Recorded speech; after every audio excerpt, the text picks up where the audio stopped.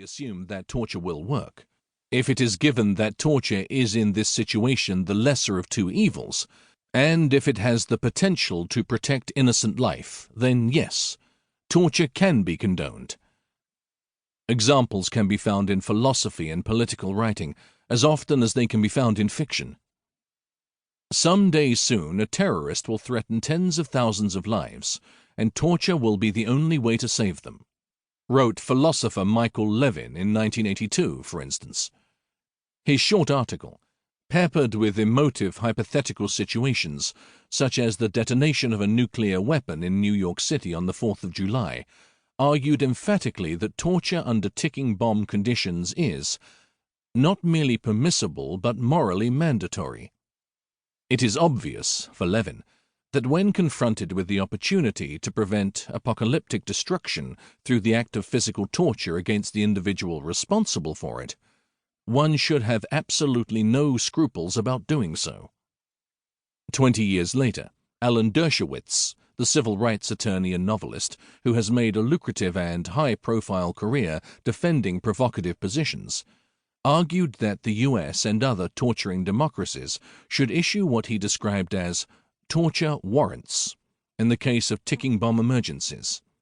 He argues, firstly, that it is surely better to inflict non-lethal pain on one guilty terrorist who is illegally withholding information needed to prevent an act of terrorism than to permit a large number of innocent victims to die, and posits, secondly, that torture would certainly be committed were such an event to materialize.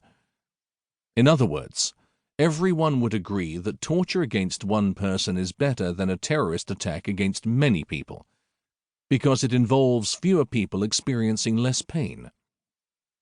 He then assumes that the police or military forces responsible for the emergency would share this view and would decide to commit torture in order to prevent such an attack. From here, he proceeds to the conclusion that ticking bomb torture should be sanctioned by law in a limited category of exceptional circumstances, in order to legally protect the agents of law and order who are, according to Dershowitz, only doing the obvious and natural thing, the thing that any one of us would do in such a situation. 13 years later, Donald Trump repeatedly defended torture in the course of his election campaign. In Republican debates, he won support for his presidential candidacy by claiming that he would bring back waterboarding and a hell of a lot worse.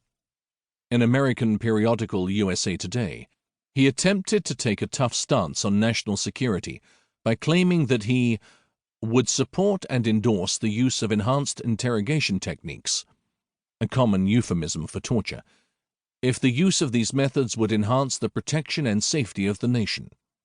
And, channeling the vocabulary of Jack Bauer, protagonist of Fox counterterrorism soap 24, promised that he would do whatever it takes to protect and defend this nation and its people.